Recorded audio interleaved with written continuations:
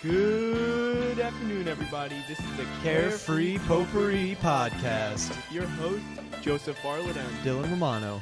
And this week has been crazy, to say the least. This is episode 1 of our podcast. And I can't be excited more. And just this week has been absolutely insane. Yeah, we originally started, it'll be nice and easy, real quick to start up. Day 3 passes, and we're like, oh yeah, we can record, and here we are. The microphones don't work. We're scrounging for cords. $200, $300 in the pothole, Exactly. And so, the story behind it is me and Dylan. We go back 4 years. Quite a bit. And so about 5-6 days ago, we were sitting in a room together, just chilling out. We were joking. I think we were joking about something in the stock market. Yeah, that's definitely what it was. I forget exactly what joke it was that we made, but it was hilarious. It was really funny. And so I forget who said it. Was it you or me who said, let's start a podcast? It was definitely you. It was definitely me. I could see myself. And so we were just joking and laughing, and we thought, start a podcast. This was 5 days ago or 6 days ago, and we didn't realize how hectic it would be. Oh, it'll be easy. People do it all the time, and here we are, stressed to our wits' end. I know. So we found this. The hardest part I want to say about this is, getting the equipment together, and the crew and everybody has been absolutely amazing in starting this. Outstanding. Literally. And so we after we decided to have a podcast, we decided to order, we thought we could just order microphones and a mixer, and there we go. Bing, bang, boom. Podcast going live. Funny story, bro. So what happened was we got the mics, we got the mixer, and we thought we were ready to record that day. That was on day 2 or day 3?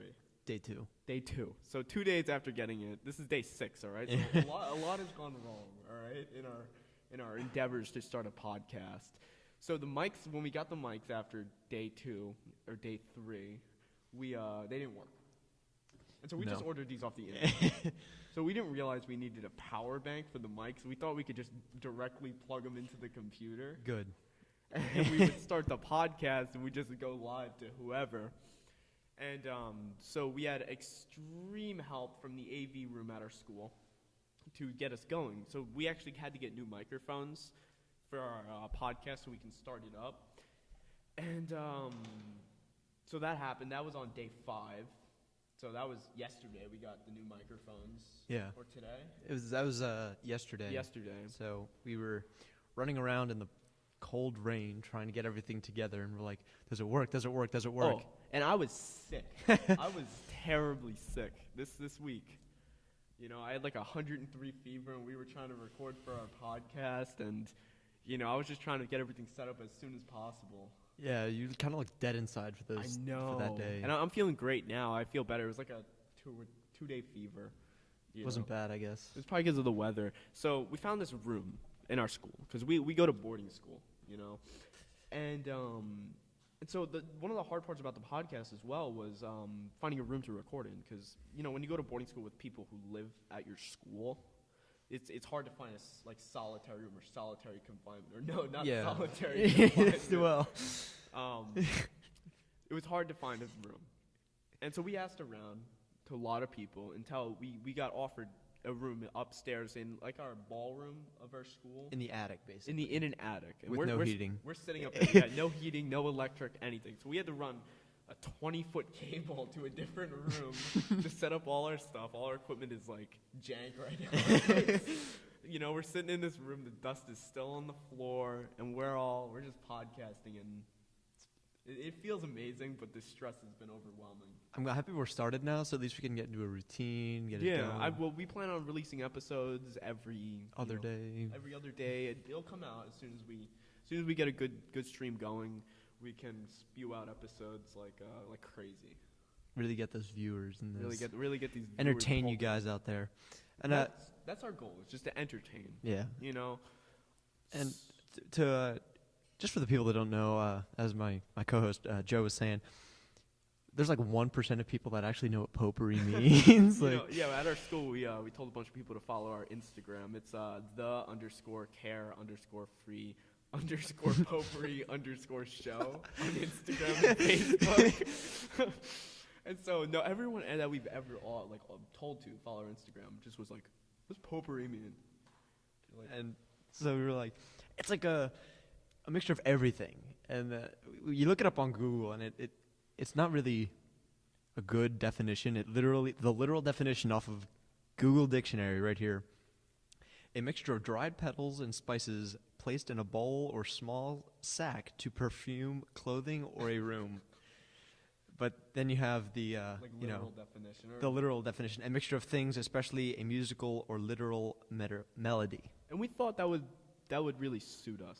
Because our podcast isn't necessarily aimed towards anything in general. It's just towards aiming maybe comedy, storytelling, and just like our lives in general. We're pretty interesting people. I think so myself. Maybe you guys won't. I don't know. I hope so. Maybe. We'll find out soon enough. I know. So you were telling me the other night about was it like 3 years ago or 2 years ago? You talking about the butter story? Yeah. Oh, the butter story. All right. So I'm a sophomore in high school. At the time. At the time. Well, now I'm a senior in high school, just to put perspective. And so I had this roommate. This roommate was not necessarily crazy. He was just kind of like different. Someone who would just do anything. He would just like be like, let's go slide down a hill on our stomachs, and he'd go do it. Wreck all of his clothes or whatever. It was all about like in the moment for that kid.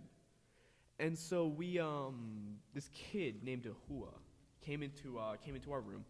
And so the TAC officer, because we have like dorm parents at our school, like he took what are they, RCAs? No, yeah, or whatever they call them. Like dorm parents. RCA, the old like tape film that you would watch in your television. What? You don't know what an RCA is? That's like with the cassette tapes, not the cassette tapes, the VCRs. What does that have to do with that? I have no idea. So the TAC officer took this kid who was fridge, and so he comes into our room with like 8 or 9 sticks of butter, and so we're sat there for like a minute. Oh no, I was wrong. We looked at each other, and he says to me, he's like, "What if we can use this butter to propel ourselves down the corridor?" I don't and know. I was like, "Are you talking about sliding down the corridor?" So he's like, "Yeah," and so he starts covering himself in butter. Like he starts taking off his pants and his shirt, leaving his underwear on, and just covering himself head to toe in butter. This isn't your can't believe it's not butter stuff. This is your like fatty butter, like slippery sliding everywhere. The original like the stick butter that's always really hard to spread on toast, but they're like, you know what? It's really good when you can get it on there. This stuff was almost melted too. Like it was literally like almost melted. It was quality at the time. Not really. It was kind of disgusting. Oh, it made application easier, if you will. Yeah, so I was kind of uneasy about like spreading it all over myself, but eventually he convinced me after like 10 minutes to do it. And so after trying to slide down the corridor, which was just gonna disclaimer was disgusting, all right, it didn't really work because I just think that you would need a lot more butter. But we got this another idea to put it on the bottom of one of our mattresses. Now, our mattresses, I would even say without butter, they'd slide down the corridor. And maybe not slide, but like they'd get some, Yeah, you'd get some speed. So we thought with butter, these things would go, 100 mile an hour, Yeah, you thought you'd be going like ludicrous speed down the hallway. And so we took like 4 sticks of these things and just rubbed it all over this bottom mattress until the bottom of the mattress almost looked like a giant stick of butter. Oh. It almost looked tasty. Now, were you doing this in your room? Yeah, we were just sitting in our room, sitting there on our like crisscross applesauce on the floor, rubbing butter on a mattress. And so once we finally thought it was ready, disclaimer, it was about 4 o'clock or 3 o'clock in the morning when we were doing this. So our TAC was just kind of sitting in her office, not really, like she was probably just like sitting there making sure no one was out of the corridor doing something stupid like we were about to attempt. So we were upstairs. And so we decided to rub butter on the floor too. And so we took the mattress out of our room, and he went first. Okay. He ran up to the thing, and he like slipped on the butter on the floor, but he caught it. Like, and he like went for a little bit. He wasn't going as far as I thought he would go, because the butter acted kind of as like a friction too, a little bit. As slidey as you would think it is, it kind of acted as though, like, I think that there was too much weight on it. Like, even if there was like maybe even dish soap would have worked better. Maybe. WD-40, yes. No, I'm trying to think of like a slippery like material. Banana peels. Banana peels. Maybe. But anyway, so he doesn't really go far, and I want to try. I want to try getting a really good running start, and so sliding down the corridor. So I take the mattress. I'm holding it up to my side. These are like twin size beds. These aren't like king size beds. They're like a little smaller. And we're in bunk beds. So we take the mattress and we get a running start, or I get a running start, and I run down the corridor and I slide.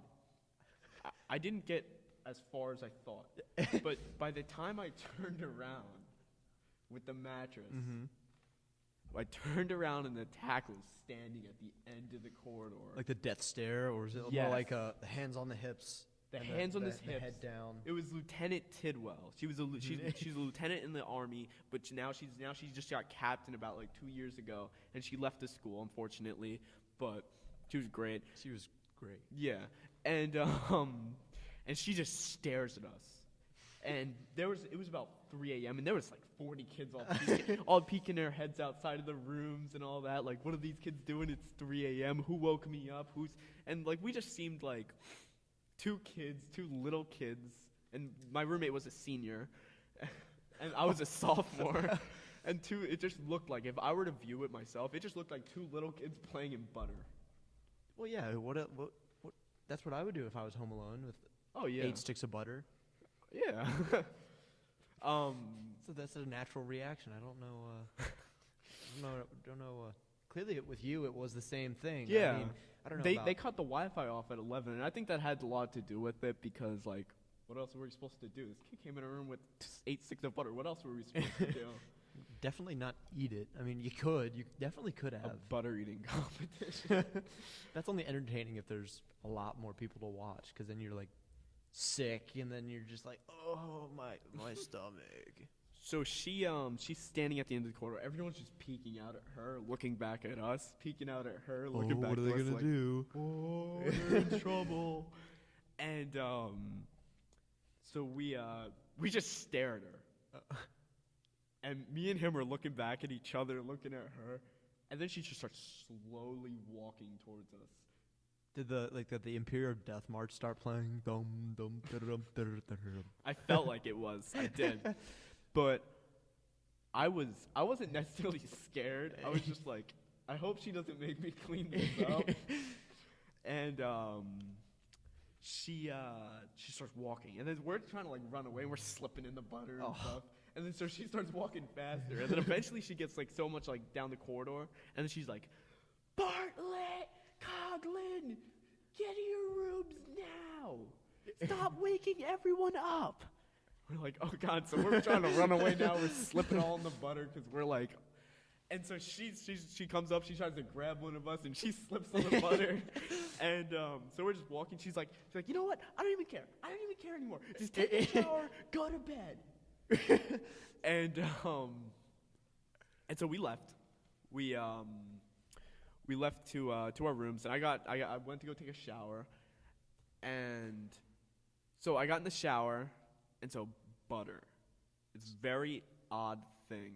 Well, so like in the shower then, what was it like taking a shower covered in butter? Like, did you get that rainbow effect on the top? Well, like WD-40 with oil, like oil? No, that didn't happen. It was just float away. I just thought to I felt disgusting. I wasn't even thinking in the moment at all of like how I would get this off me. I feel tasty. What are you talking about? No, it was heat yourself up a little bit. I felt It's like a moisturizer. I felt like I've been sweating profusely for about 12 hours straight and haven't showered. Did it make that noise like when you're making mac and cheese? Just like the. No, I was afraid. I was actually afraid that I was gonna slip in the shower because of all the butter. Was it like chunky, like when it came down, or like? There were parts on me that were chunky, that were like just like half the stick of butter just stuck onto me.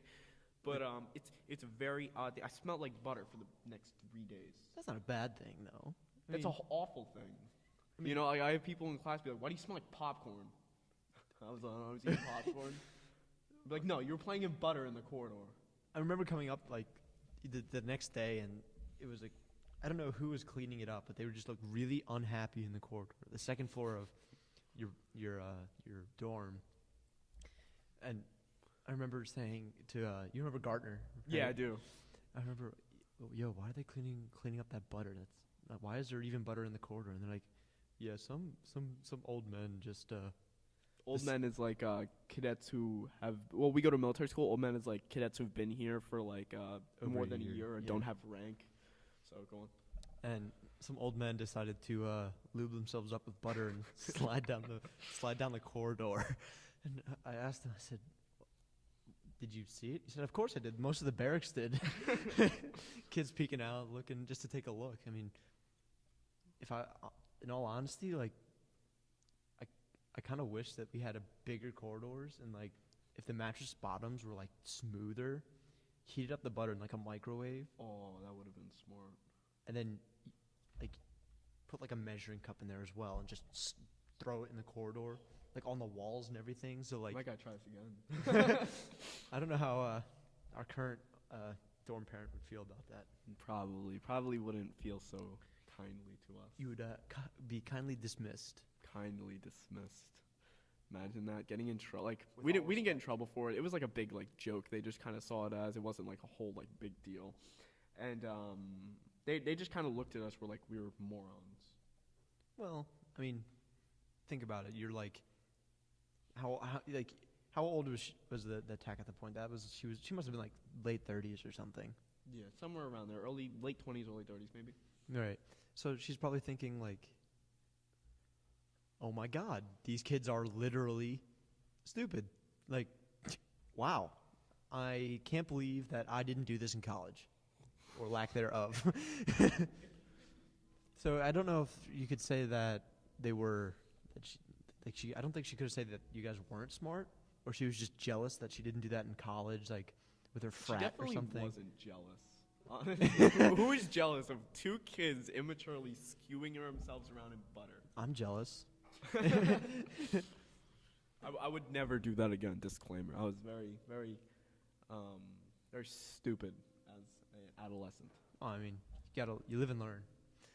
It's just boring. I mean, I don't want to say school's boring because it's definitely not. It keeps you on your toes. It keeps you on your toes, and you see kids do stuff like that all the time. But I mean, like boring school, like I'm sure we'll have some people listening that go to boarding school. I'm sure we'll have some people that go to our school, you know, and just like for the kids who do not go to boarding school and go to public school, because I went to public school up until 9th grade. Boarding school, it's just a completely different place. It's just like they shut the Wi-Fi off at 11, or they used to. Now they don't. Now it's just on all night.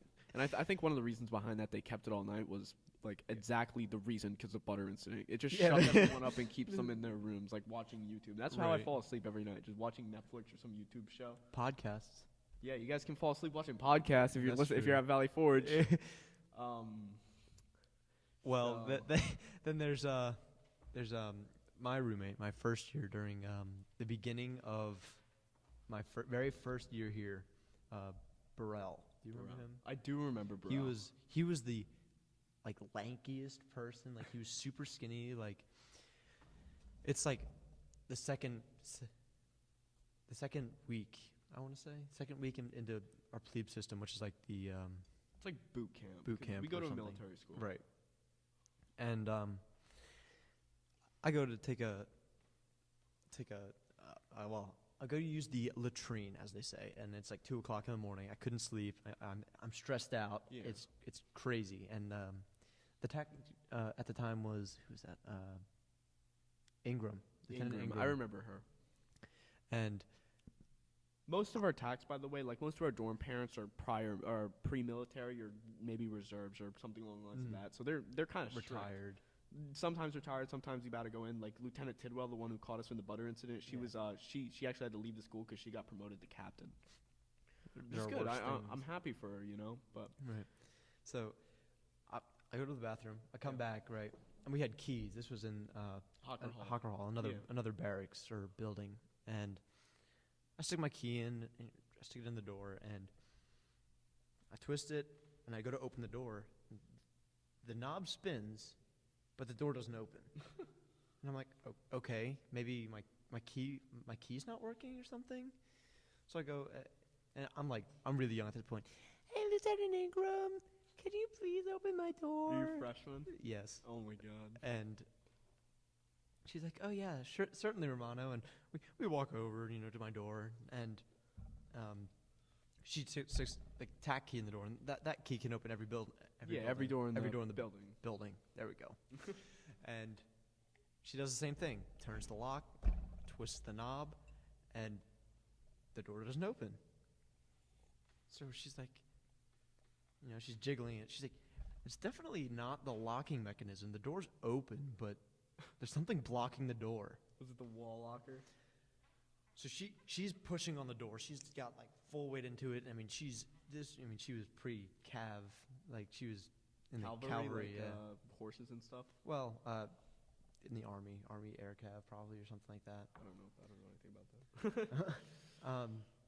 And so she's like, here, hold the knob open, hold it open, hold the door, like the doorknob open. And so I'm standing like next to on the wall. I'm to the left, like leaning with my back against the wall with my hand on the doorknob, twisting it to keep it open.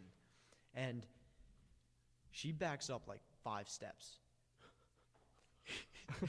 And she looks at me and goes, if I break your hand, I'm really sorry.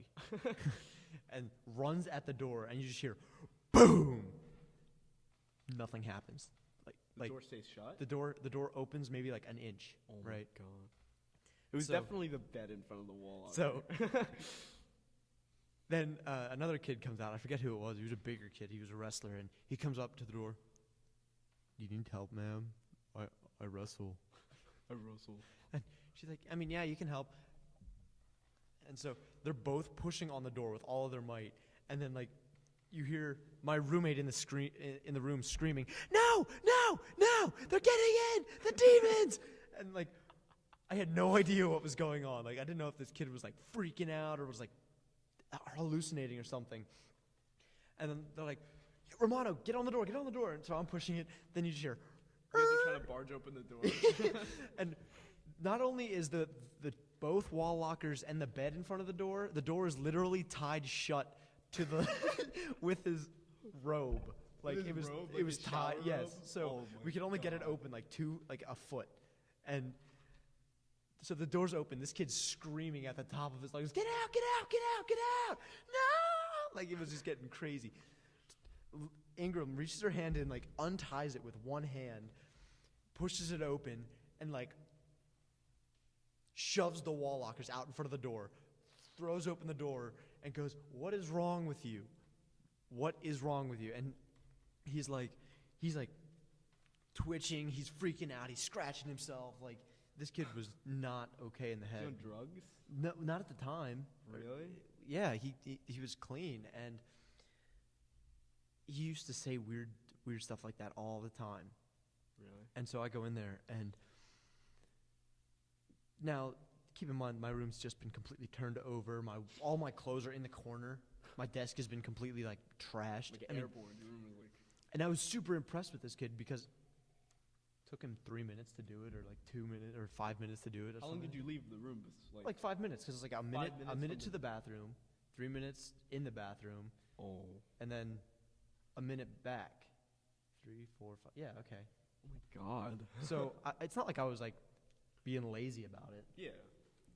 It was 2. I was tired. I want to go to bed, and I lay in my bed, and the officer in charge rolls up in the car. Oh, I see. He's kind of like campus security, like someone who drives around the campus and and makes sure nobody's doing stuff wrong or there's no trespassers on Right. campus. He comes up. This was after Ingram called him. Wait, they didn't get the door open yet, right? Well, they did. Oh, they did. Mm-hmm. And he's still freaking out. Like he wouldn't let anybody get near him. He was like, he had long fingernails. They were like a good. I actually 3 remember inches. that. They were Like, disgusting. He used to never cut them. You'd only cut him just so he could like wear his gloves or something. Ugh. So he pulls up and literally goes like, "Where is he?" The OIC one? Yeah. Where It is was he? who was it at the time? I think it was Tinker. Tinker. Oh, Tinker. And Ingram goes, "He's in this room right here." And it was 108. 108. Comes in and he bursts down the door. I mean, he's a big guy. Like he was not little. He was a big. Yeah, he was easily over 250 pounds. What was his occupation before? It was parole officer. Yeah. Really? I didn't know that actually. Picked him up by like the waist, put him under his arm, and walked out of the building with him. Like Was he like squirming? yeah, like he's trying to scratch him and stuff. Like he's like, "Stop that! Stop that. Like he was not having it, and Casey was just like his eyes were twitching. And the next day he came back like nothing ever happened. I was like, Was everyone like lined up in the corridor just watching this kid squirm, kick, and scream? it wasn't and like scratch? it was pretty quiet because it was still during plebe system. So most of the kids were like, "You know what? I don't care what's going on in the corridor. It's probably not. If I look out, I'm probably gonna get PT'd." Do you think this was because he was like away from home? Because when you go to plebe system here, you're not allowed to you're not allowed to do a lot of stuff. Like you're not allowed to have like candy. You're not like they're trying to mold you into a person. A good person. Yeah, like a better person. And you can't have a phone, and so like you can write letters. You can only write letters to your family, and that took a personal toll on me as well. Mm. And it kind of sucked because like I wanted to say like how I was doing to my mom, who like generously paid for my education here, Right. and like tell her how I liked the school and stuff, which I liked it. It was great. Yeah. So do you think that was part of the reason, or do you think he was just kind of insane? From what I heard from other people who were closer friends with him, because after that I was like not his roommate. I was definitely not his roommate. And like I don't want to be his roommate after that, you know what I mean? So basically from what I heard from who was that? Who told me? It must have been Joey Ball. And he goes, so this was after he got kicked out for He something. was here for a solid 2 years. At least. Burrell. Yeah. Apparently, like, there was some family stuff behind it, or Yeah. I don't know. But he goes to me and goes, "You remember Casey, your roommate, Casey Burrell?" I was like, "Yeah, Burrell. He went crazy my first year." And he goes, "Yeah, well, I'm pretty sure he genuinely is like a demon." And I said, Oh my god. I mean, why do you think that? Like, why would you have any reason to suspect that my roommate, the normal kid that came in, short hair, is a demon? Why is that what you think?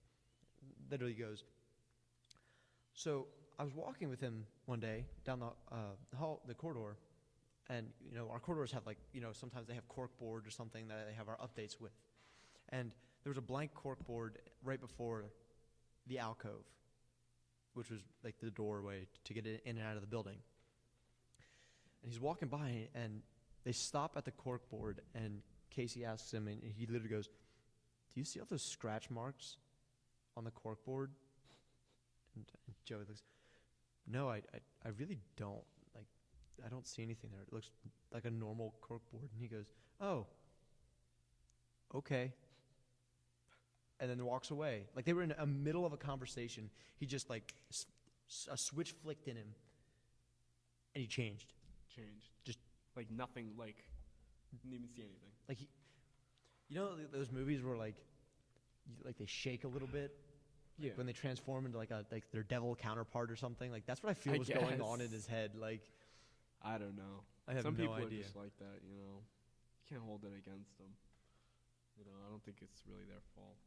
I mean, you say that, but like, speaking of that, actually, they can't control that. My second year here, you remember Barnes? Barnes, yes. The Metallica, the heavy metal guy. He taught me how to play guitar. He's very good at I know, guitar. he's very great at guitar. He goes, what is it? I moved to the room next to where my first room was, and it was like 107, I think. Yeah. And he literally goes, he comes up to me one time, and he goes, this was after, so I have rank now. I'm not a new cadet. I'm not anything. And he comes to me and goes, "Nice room. This was my room my first year." And I was like, "I really? Why do I need to know that?" And he goes, "Yeah, I did a Ouija board in it, Oh my god. and I summoned. That stuff scares me. I used to summon. He offered to do a things." Ouija board with me as well. He's like, "Oh yeah, I used to summon things in it." And I was like, "What do you mean?" He's like, "Yeah, I would be out. I would be done at that point. I'd be like, give me a new room. I'm done. I didn't believe it at I first. wouldn't even live in that building. I didn't believe it at first. He summoned things.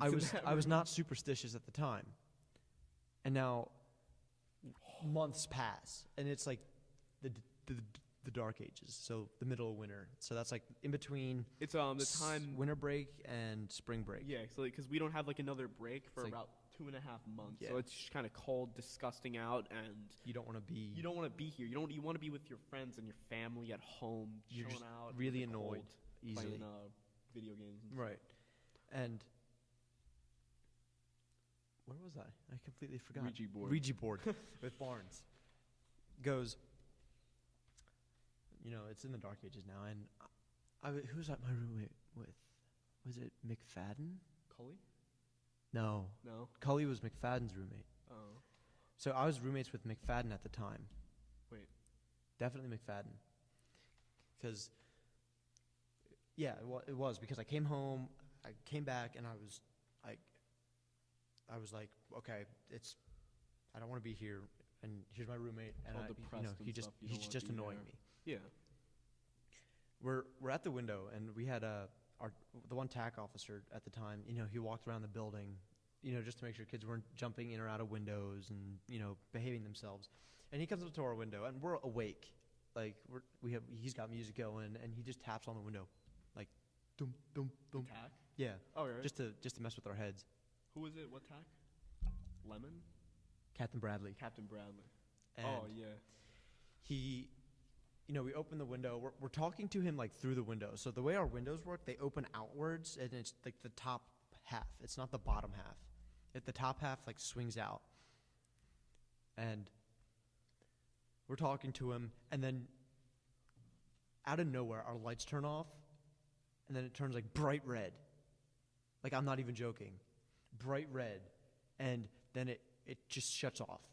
And our lights were not colored or anything. Like, we had no light strips or anything like that. Like the fuse go out in the light? And Bradley looks at us and literally just like opens his mouth like, what just happened? And we're looking at him, and we're scared out of our minds. We're like, oh my god, it's the Ouija board, it's the the devil. And Bradley's like, calm down, we probably just lost power. And I looked at him, and I said, sir, look behind you. And he looks behind him, and it was Martin Hall. That's my behind him. barracks. And it was full power, music, lights. I mean, there was the power was definitely on, except for our room. And he goes, okay, maybe it's a fuse thing, so like the hallway might be out. And so I like scurry to the door really fast because I'm afraid I'm about to be eaten by like a some demon monster, demonic rat or something. And I open the door, left, right, the hallway's on. And he takes another step back, and he looks at the two windows besides us. They're on. And then the only next plausible thing in his mind was that the light was out. And I was like, fair enough. What's it out? Did you turn it on? So he's like, try to turn the light on really quick. So I flicked the light on, then I flick it off, or I flicked it off, and then I flicked it back on again to see if it was just the light. And we were like, okay, I guess the light went out, but we didn't hear because of the fluorescent ones, so they didn't go Yeah. Usually you see it like they flash. Some, like sort of crackle or something Right. like that of them turning on. They're like 20 years old. And I go back to the window, like I was like, yeah, I guess the light's out, and then turns right back on, and then just like nothing ever happened. Wow. I could not have. would have just left the room at that point where I saw red. I've never really dealt with anything on the lines of like spiritual like that, and like, do you think like confirming it for 100% that was, cause and effect from the Ouija board?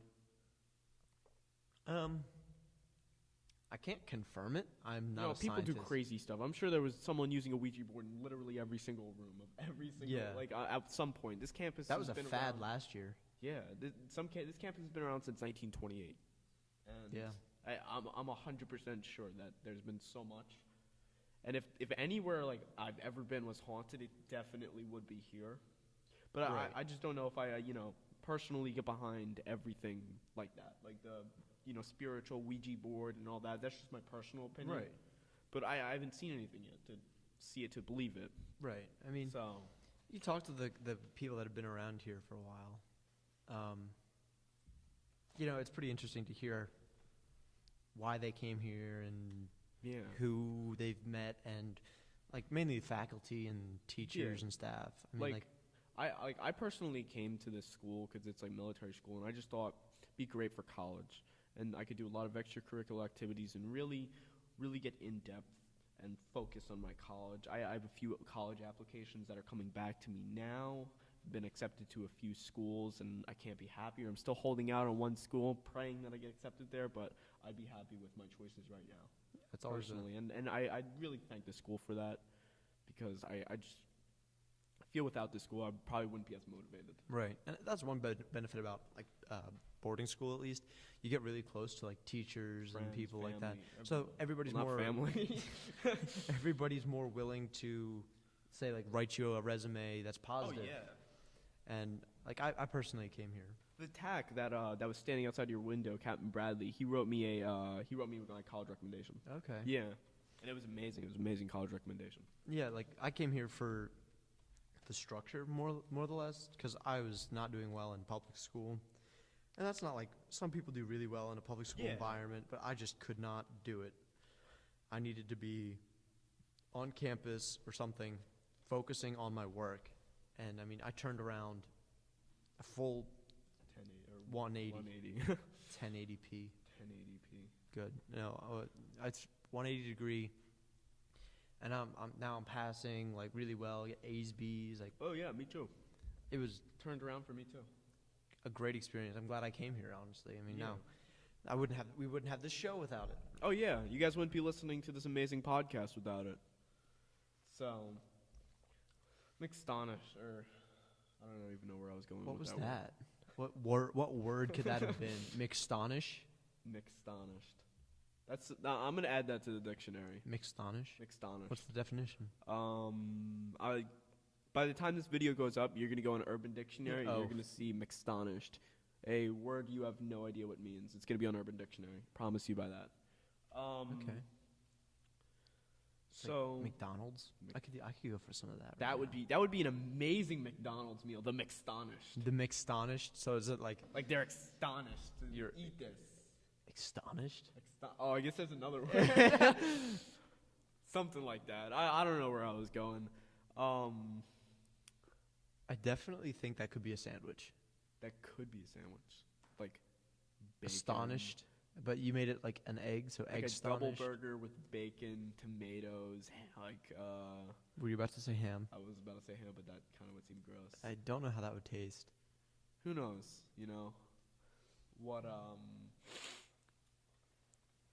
What else would everyone like?